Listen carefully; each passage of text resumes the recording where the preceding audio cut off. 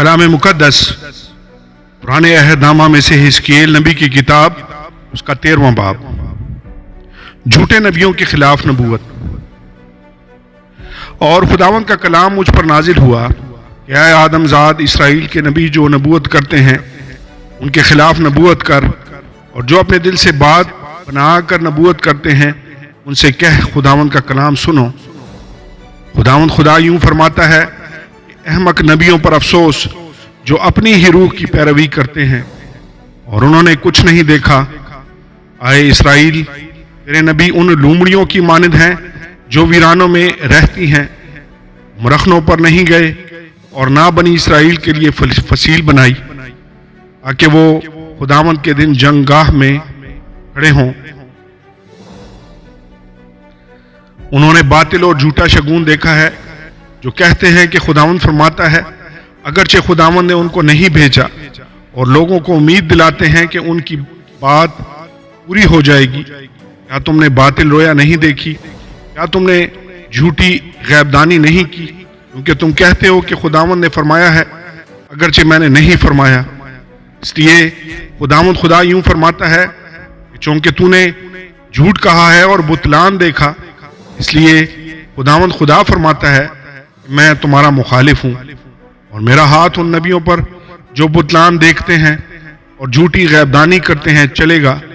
نہ وہ میرے لوگوں کے مجمع میں شامل ہوں گے اور نہ اسرائیل کے خاندان کے دفتر میں لکھے جائیں گے، اور نہ وہ اسرائیل کے ملک میں داخل ہوں گے، اور تم جان لو گے میں خداوند خدا ہوں۔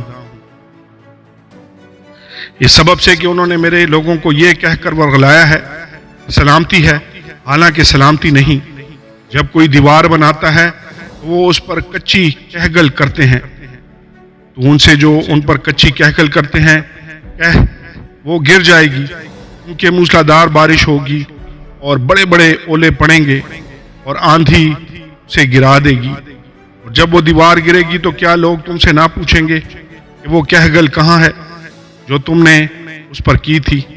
اس لیے خداوند خدا یوں فرماتا ہے کہ میں اپنے غضب کے طوفان سے اسے توڑ دوں گا، اور میرے قہر سے جھما جھمی برسے گا، اور میرے قہر کے اولے پڑیں گے تاکہ اسے نابود کریں۔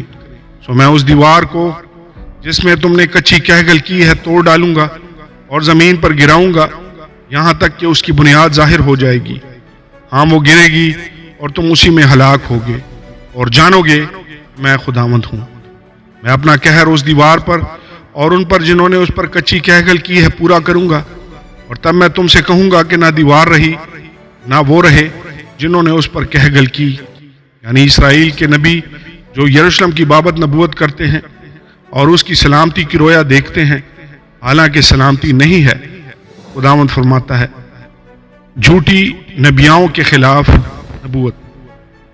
اور اے آدم زاد، تو اپنی قوم کی بیٹیوں کی طرف جو اپنے دل سے بات بنا کر نبوت کرتی ہیں متوجہ ہو کہ ان کے خلاف نبوت کر، اور کہہ خداوند خدا یوں فرماتا ہے کہ افسوس تم پر جو سب اونیوں کے نیچے کی گدی سیتی ہو اور ہر ایک قد کے موافق سر کے لیے برقع بناتی ہو، کہ جانوں کو شکار کرو۔ کیا تم میرے لوگوں کی جانوں کا شکار کرو گی اور اپنی جان بچاؤ گی؟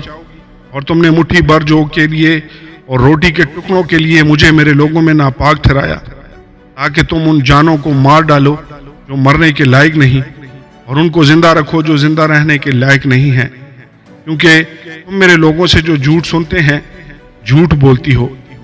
بس خداوند خدا یوں فرماتا ہے دیکھو تمہاری گدیوں کا دشمن ہوں، جن سے تم جانو پرندوں کی مانند شکار کرتی ہو، اور میں ان کو تمہاری کوہنیوں کے نیچے سے پھاڑ ڈالوں گا، اور ان جانوں کو جن کی تم پرندوں کی مانند شکار کرتی ہو آزاد کر دوں گا، اور میں تمہارے برقوں کو بھی پھاڑوں گا اور اپنے لوگوں کو تمہارے ہاتھ سے چھڑاؤں گا، اور پھر کبھی تمہارا بس نہ چلے گا کہ ان کو شکار کرو، اور تم جانو گی کہ میں خداوند ہوں۔ اس لیے تم نے جھوٹ بول کر صادق کے دل کو اداس کیا، جس کو میں نے غمگین نہیں کیا، اور شریر کی مدد کی ہے تاکہ وہ اپنی جان بچانے کے لیے اپنی بری روش سے باز نہ آئے۔ اس لیے تم آگے کو نہ بطالت دیکھو گی اور نہ غیب گوئی کرو گی، کیونکہ میں اپنے لوگوں کو تمہارے ہاتھ سے چھڑاؤں گا، اب تم جانو گی میں خداوند ہوں۔ آمین اور آمین.